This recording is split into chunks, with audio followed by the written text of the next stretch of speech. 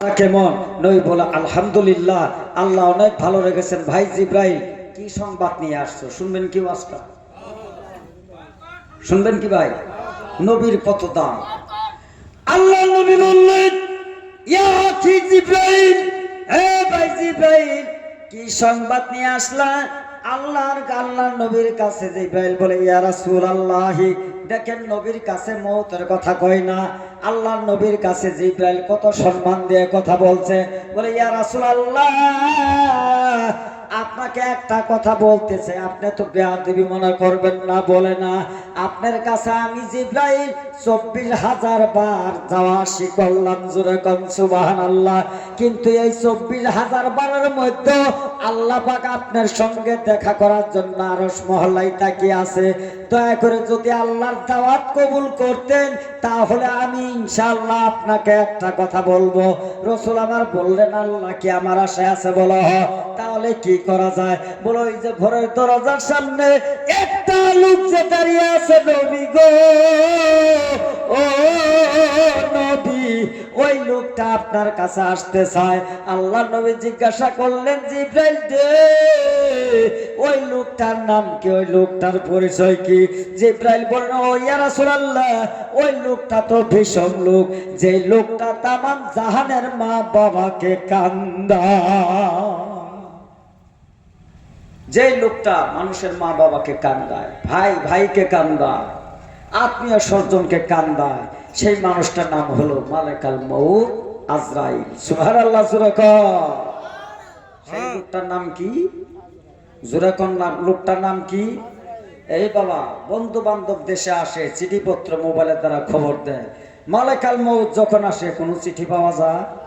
কথা কোন পাওয়া যায়? কে কোন জায়গায় মারা যাবেন কেউ জানতে পারে? আর সেই দেশের ঘরের কিনারে এই জলসাতে বসছি না গো বাবা। মালাকুল মউত আজরাইল, এই বাবাজিরা, আল্লাহর নবী বললেন, জিব্রাইল রে, আমি যদি পারমিশন না দেই, বলে, ইয়া রাসূলুল্লাহ, মালাকুল মউত ফিরে যাবে। বলে, তাই নাকি? বলা হ, তাহলে ফিরে যাওয়ার দরকার নাই, মালাকুল মউতকে বলো আমার কাছে আসতে। মালাকুল মউতকে গিয়ে জিব্রাইল বললেন যে আল্লাহর নবী অর্ডার দিয়েছেন, চিন্তা করুন নবীর কত দাম, নবীর কত দাম। আমি খালি নবীর দামের কথা বলতেছি বাবাজিরা। মালাকুল মউত আজরাইল নবীর কাছে এসে দাঁড়িয়ে সালাম দিলেন। সালামের জবাব নবী আমার দিয়েছেন। আল্লাহর নবীকে মালাকুল মউত আজরাইল জিজ্ঞাসা করে, ইয়া রাসূলুল্লাহ, আমার নামটাই মালাকুল মউত আজরাইল, নবী গো একটু বলেন তো আপনার অবস্থাটা কেমন, আপনার শরীরগতর কেমন আছে? আল্লাহর নবী জিজ্ঞাসা করেন, মালাকুল মউত রে, আল্লাহ অনেক ভালো রাখছে, কিন্তু আমার শরীরের মনের মেজাজ ভালো না।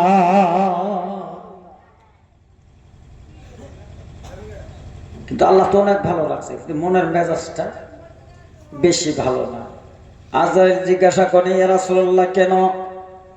ইয়া রাসূলুল্লাহ কেন আপনার মনের মেজাজটা ভালো না? বলে, আজরাইল শোনো, ও আজরাইল, আমি যদি আল্লাহর কথায় রাজি হয়ে যাই, তুমি তো আমাকে নিয়ে যাবা। বলে, ইয়া রাসূলুল্লাহ, আর যদি রাজি না হই? বলে, আমরা চলে যাব।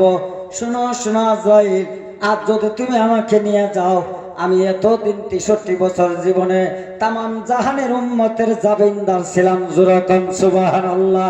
আজ আমি নবী যদি যাই রে, আজ থেকে দুনিয়ার জমিনে যত উম্মত থাকবে, এই উম্মতের দেখাশোনা জাবিনদার কে হবে? এই জাবিনদার না পাওয়া পর্যন্ত আমি নবীর জীবনে শান্তি লাগে না।